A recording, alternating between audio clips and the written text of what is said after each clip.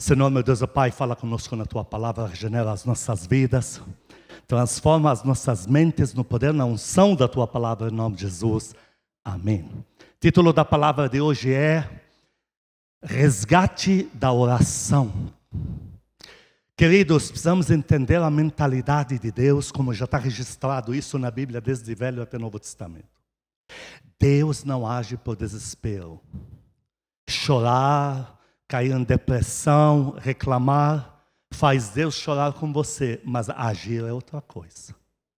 Deus só pode agir quando nós tomamos uma atitude nele. O tamanho do desespero não define nenhum milagre. O povo que mais chora na Bíblia, muitas vezes o que menos recebe, porque chora tanto que não lembra de agir. Agir como? Pedir. Pedir, diga comigo, pedir a Deus. Em Filipenses 4, versículo 6, o apóstolo Paulo, nos Pai da Fé, ele diz que a primeira instância do que você vai ler aqui não resolve. Filipenses 4, versículo 6, não andeis ansiosos por coisa alguma, ponto vírgula. Ele aqui coloca como caso não resolvido. Aí ele continua dizendo, e ele é enfático, todo mundo diga porém sejam conhecidas. Ele diz, ficar com ansiedade, com desespero, reclamando, contando para todo mundo os problemas, chorando por aí, até em depressão, ele põe ponto vírgula. Não está resolvido. Ele diz, porém, a solução é, sejam conhecidas diante de Deus as vossas petições pela oração, suplicações de graça, oração. Queridos, as pessoas que mais alcançam de Deus não são as que mais sofrem. Tem gente que não sofre 1% do que todos nós juntos aqui estamos passando. E estão recebendo de Deus o dobro que nós. E você diz, mas que Deus é esse? Eu estou passando tudo isso, Ele não fez nada. Deus diz para você, Ele em boas condições, ela em boas condições, ora o dobro que você. Um dia o Senhor me disse isso, a Casa Firme nem existia. Eu estive no ministério lindo, ministério sofredor, parece que nasceu para sofrer.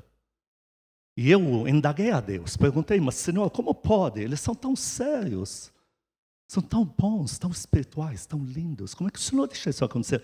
Ele falou, se eles orassem o tanto que choram, eles seriam o maior ministério de São Paulo. Ele me surpreendeu, me chocou naquele dia na oração no monte. E aquilo foi recado para mim.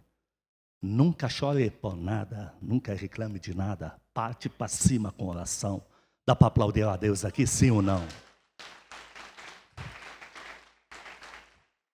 Vamos ler algo em Mateus 20 sobre 2 cegos, para a gente entender melhor por que eles pedem compaixão. Porque na nossa atualidade não entendemos isso. Um cego pedir compaixão. Normalmente pede outra coisa na atualidade. Vamos ver isso em Mateus 20, versículos 30 a 34. E eis que 2 cegos assentados à beira do caminho, ouviam um dos outros, que era Jesus quem estava passando, clamaram, Senhor, Filho de Davi, tem compaixão de nós. Por que eles pediam compaixão? Porque nós tínhamos, hoje na atualidade, o cego tem muitas leis a seu favor. Cego, não importa a deficiência. Muitas leis. Antigamente não. O cego, ele morava em casa e não saía de casa, a não ser ficar na porta da casa para não se perder, porque a família cuida. Ou ele está na rua porque foi abandonado por tudo e por todos. Passou a ser um problema indigesto. E como o povo, nesta época do Senhor Jesus, estava passando uma fome do inferno, porque Roma tinha entrado em Israel e tirado todo o lastro da economia de Israel.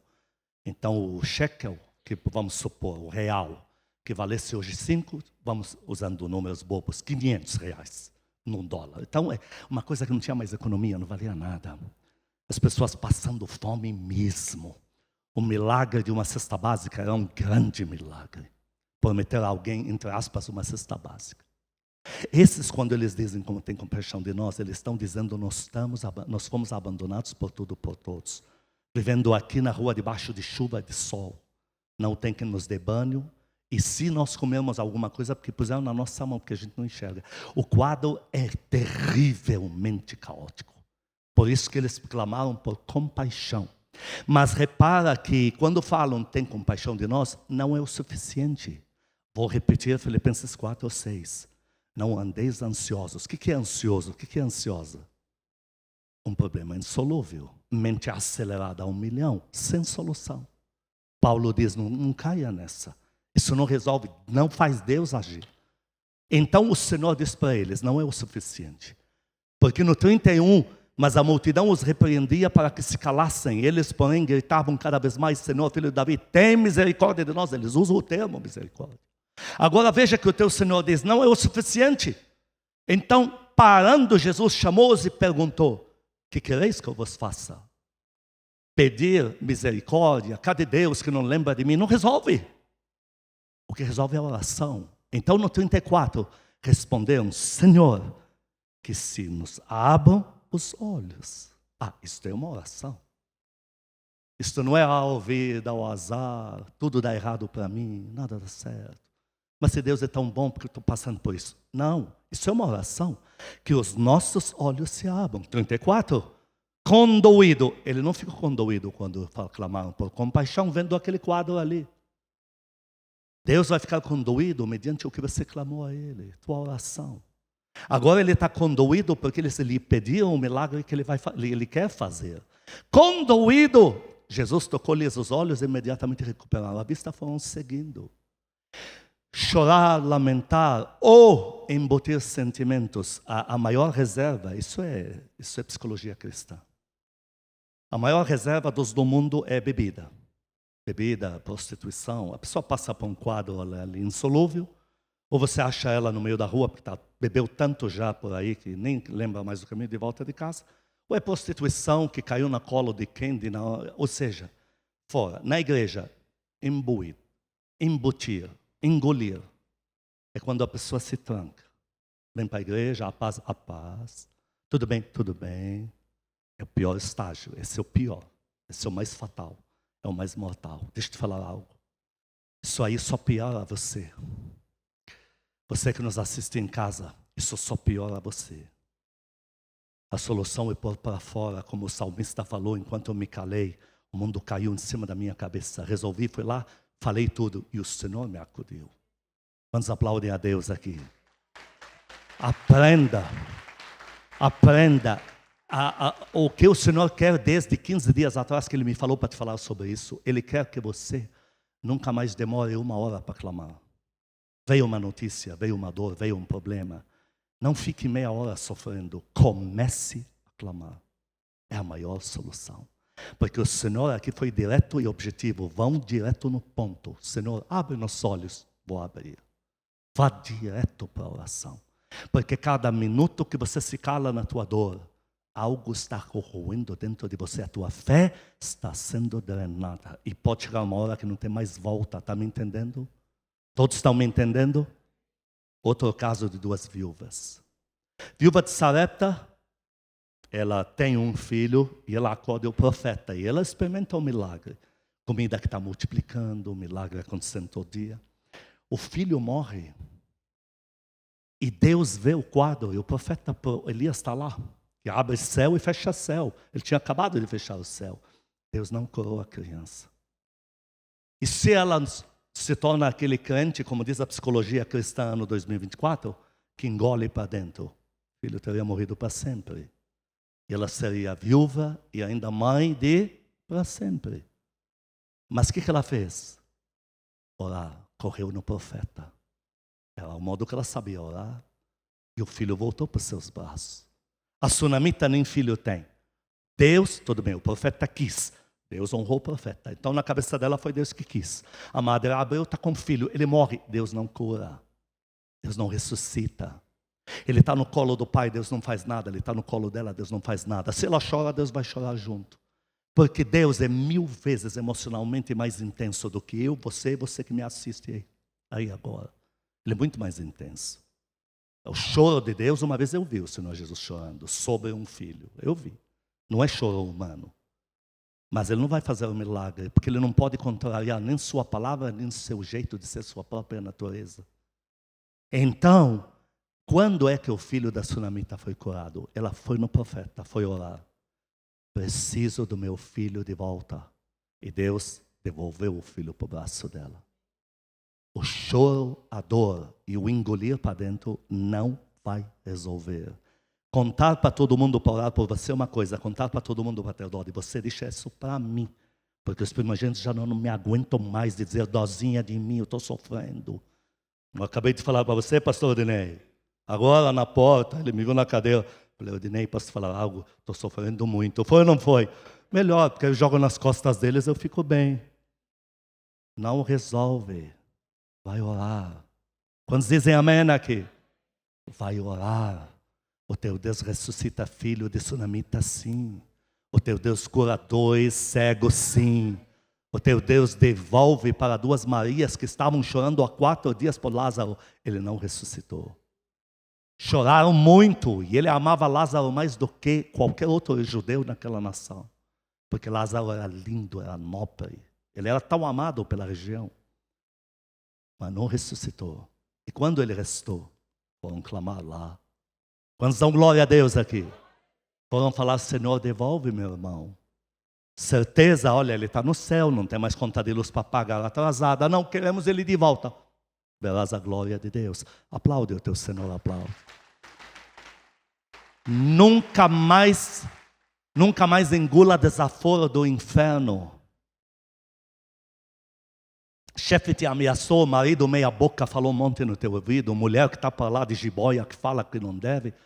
Não engula sapo, corre aos pés de Deus e resolva isso no mundo espiritual. Você não sabe o que eu vou fazer com a tua vida, o cara falou. Não fica 2 dias chorando pelos cantos, não vai resolver. Parte para a oração, Senhor, entrego nas tuas mãos a minha causa. Tua palavra diz que toca em mim, toca na menina do teu olho. O Senhor Jesus, o Senhor falou em Mateus 28, 18 a 20, que está comigo todos os dias, até a consumação dos séculos. Resolve para mim. Dá para dar glória a Deus aqui?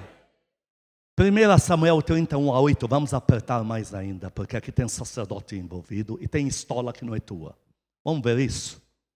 1 Samuel capítulo 30 é o caso de Davi, não esperava por isso. Deus não avisou nada. É a pior coisa quando Deus não fala para a gente que vem um problema. E Davi volta para a sua cidade, tudo queimado. O que se entende? Se entende que as jovens virgens já foram distribuídas para vários cantos do povo que paga melhor por elas. Serem vendidas. Que os velhos já foram mortos pelo caminho, porque isso é um prejuízo. Que as mães, que já são mães, já foram violentadas a noite inteira e várias noites, porque isso não aconteceu na noite anterior. Os filhos já foram marcados com número para serem vendidos para o Egito, etc., para se tornar filhos do exército. É isso que se imagina. A angústia não tem cálculo para isso. Em 1 Samuel 31 a 8, turbo fast, eu vou ler isso aqui. Sucedeu, pois, que chegando Davi e seus homens ao 3º dia de Ziclag, já os amalequitas tinham dado com ímpeto contra o sul de Ziclag, e a esta ferido e queimado. Tinham levado cativas as mulheres que lá se achavam. Porém, a ninguém mataram, mas Davi não sabia que a ninguém mataram. Nem pequenos, nem grandes. Então, somente os levaram consigo e foram seu caminho. Davi e os seus homens vieram à cidade e ei-la queimada, e suas mulheres, filhos, filhas foram levados cativos. Versículo 4, então Davi e o povo que se achava com ele, ergueram a voz e choraram. Você chorar por uma má notícia, por uma tristeza, por uma dor, por um golpe, não anula a tua fé.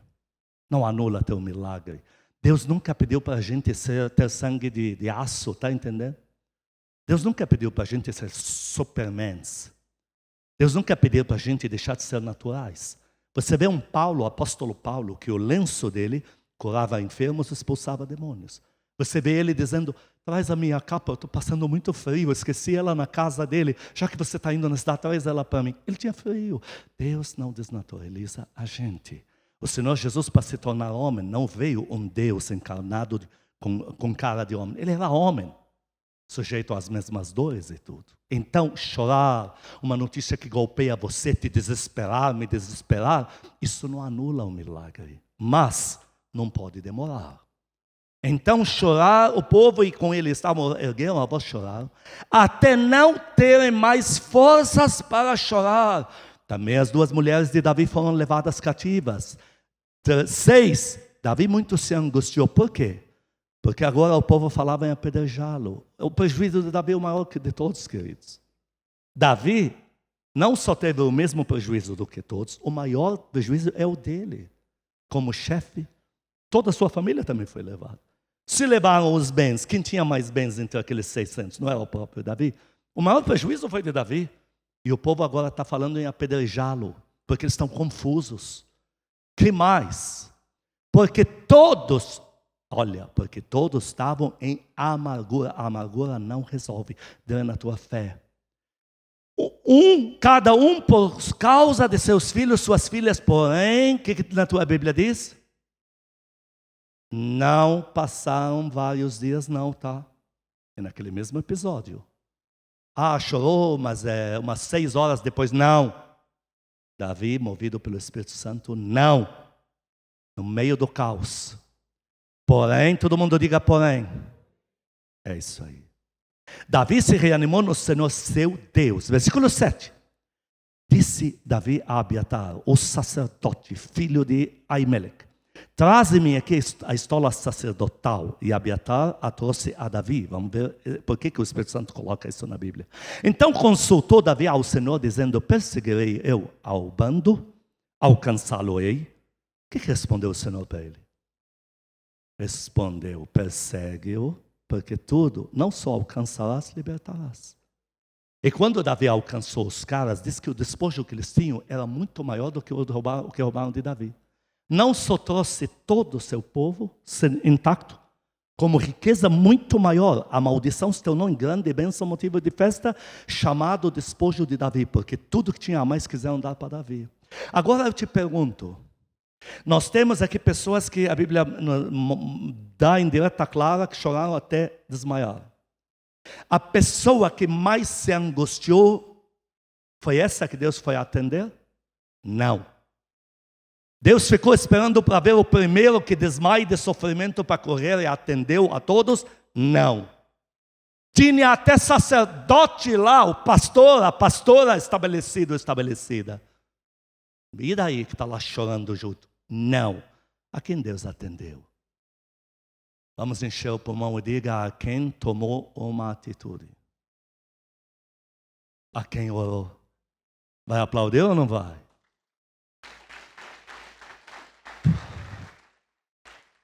Mas tem um porém aqui. Essa capa não é de Davi. Davi não é sacerdote, nem pode ser. Ele é de tribo de Judá. Ele não é de Levi. Esse que é o lindo. O problema não é o teu. Tem gente muito maior que você em casa. Mas Deus não vai atender porque tem gente maior que você em casa. Deus vai resolver o problema da família inteira porque você se posicionou. Mas o problema nem é meu. A capa do sacerdote não é de Davi mesmo. Mas Davi assumiu a briga. Se colocou na brecha e clamou. Deus não vai atender quem mais merece. Ele vai atender quem toma atitude. Ele não vai atender quem mais está sofrendo. Ele vai atender quem toma mais atitude. Mas veja, os 15 mil reais de rombo na família são o problema do patriarca, do meu irmão maior aí, que a vida inteira esnoba, o dinheiro todo está na conta dele. Enquanto você falar assim, nós vamos tudo afundar na família. Se eu estiver com você na casa, nós vamos rodar junto, água abaixo. Mas o problema não é meu. Não resolve. A capa não é minha, porque na minha casa tem até pastor que está em outra igreja. Não vai resolver. Enquanto você não tomar atitude, não vai. Entenda, Deus não se move por emocionalismo. Você não pode confiar a tua vida na mão de um Deus manipulável por emoções, por choradeira. Você tem que estar lidando com Deus consciente. Deus vai dizer: quem vai clamar por isso aqui? Ninguém. Não tem o que fazer. Mas Ele te ama muito porque Ele está sofrendo junto. Ele chora por você porque Ele sofre com você. Você acha que o pai não chorava pelo filho pródigo que está do outro lado? Chorava. Mas enquanto o filho não tomou a atitude de vir pedir perdão e pedir ajuda, não foi ajudado. Deus não vai mudar porque estamos no ano 2024 com pregações muito fáceis por aí da internet. O Deus que está na Bíblia é Deus de atitude. Ele fala: você clama a mim e eu responder-te-ei. Por acaso encolheu-se tanto a minha mão, Isaías 50, para não poder te ajudar? Por que você não está aqui?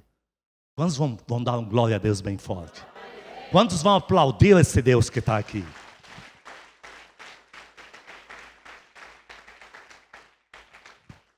Caso de Davi, terminamos aqui. Caso de Jonatas.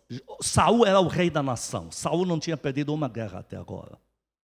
Saul ele foi levantado com uma fúria de Deus que não é padrão.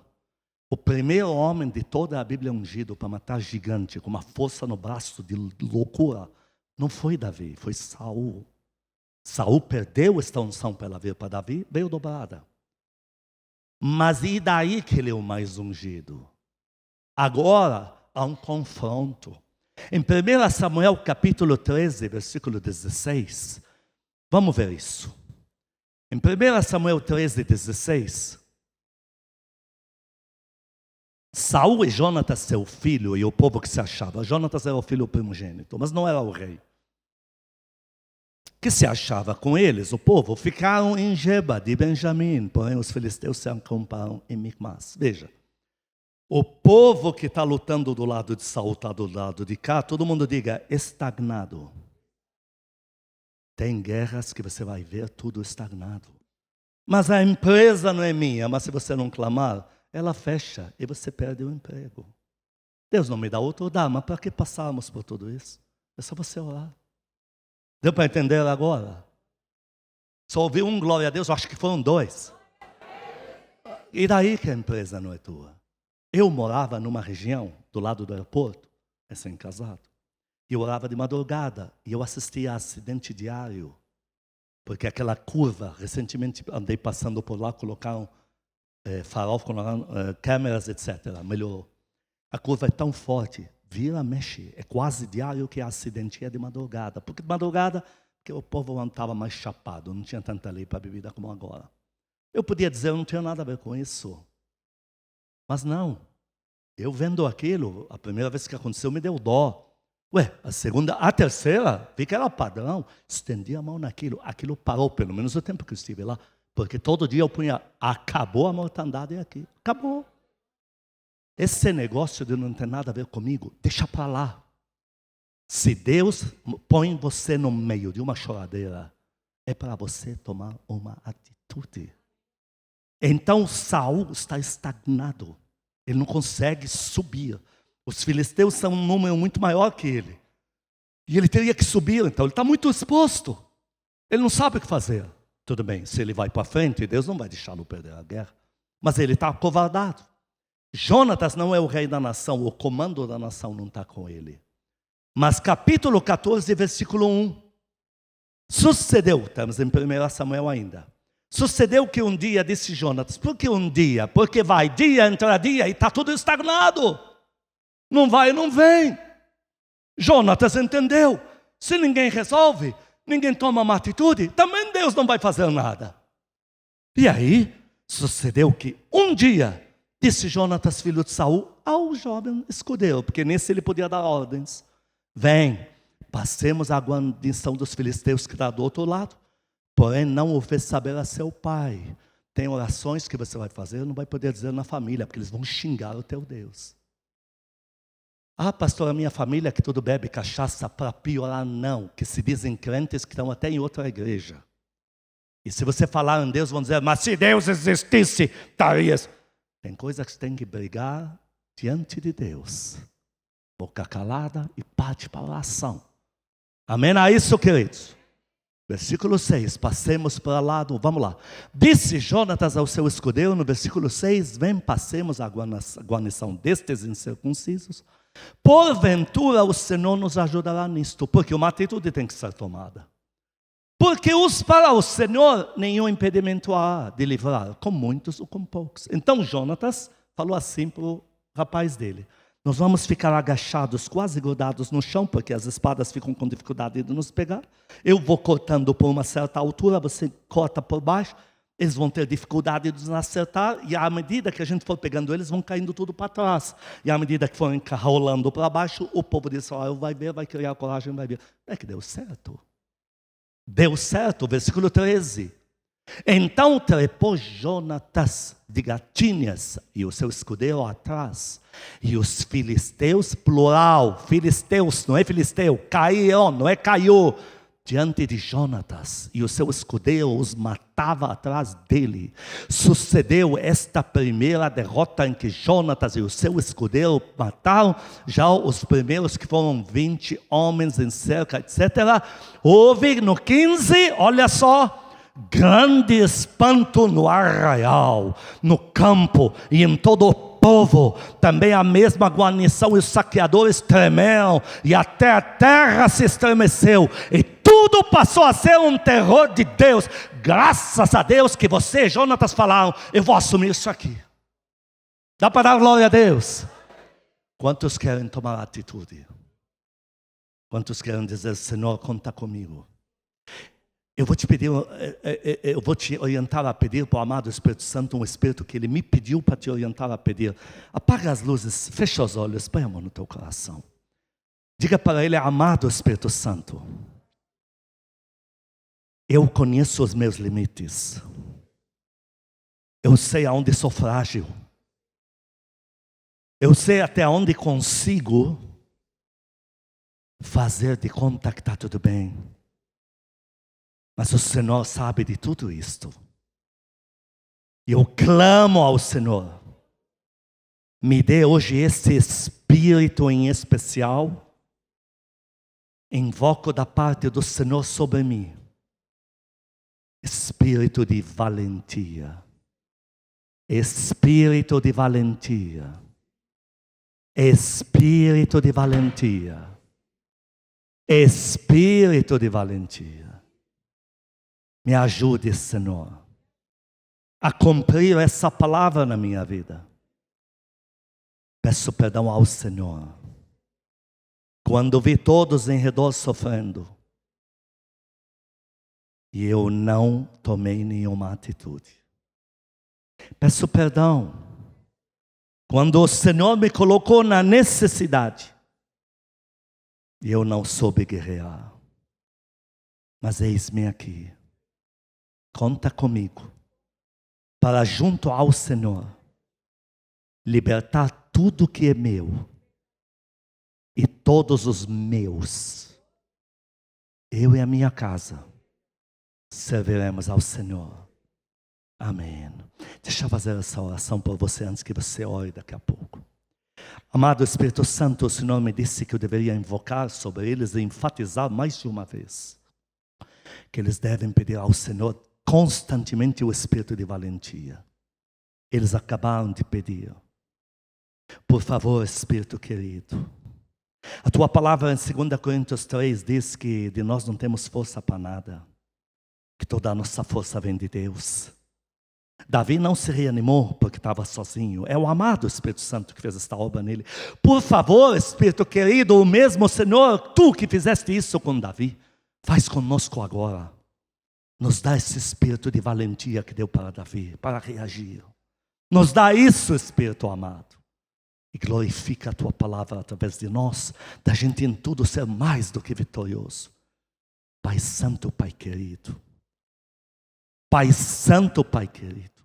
O teu servo Josafá ouviu falar de um caos, chorou, tremeu. Mas ele foi atendido porque ele foi orar. E o Senhor lhe disse: amanhã eu resolvo. E eu estou implorando a esse Deus do amanhã, que venha atuar na vida de cada um desses filhos desta casa e dos que nos assistem agora, de todas as tuas igrejas. Que o Deus do amanhã, amanhã descereis e vereis o que eu fiz por vocês. Atende eles, atende o seu clamor, atende este ministério, esta casa, atende-nos quando oramos por nossa vida financeira, nossa saúde, nossos familiares, nossos animais domésticos, nossos irmãos, nossa igreja. Atende-nos quando clamamos pelo aflito, atende-nos quando ministramos o enfermo, quando oramos contra os demônios para libertar o oprimido. Atende-nos, Senhor, atende-nos. Eu libero neste lugar espírito de valentia, espírito de guerreiros. Sejam revestidos com esta autoridade desse Senhor Jesus, que disse em Mateus 28, 18: todo o poder, toda a autoridade me é dado. Não tenham medo, estou com vocês todos os dias. Portanto, ide. Glorifica a tua palavra neste lugar, em nome de Jesus. Amém. 3 minutos para você orar agora. 3 minutos para você falar com Deus, Senhor Jesus. Pedir forças para o amado Espírito Santo. Uma das coisas que você vai pedir para Ele agora: Senhor, me faz enxergar as situações que eu me omiti. Me coloque nessa guerra para vencer. Eu vou me calar agora. Aplique a pregação que acabou de ouvir em oração. Vou te dar 3 minutos só entre você e Ele.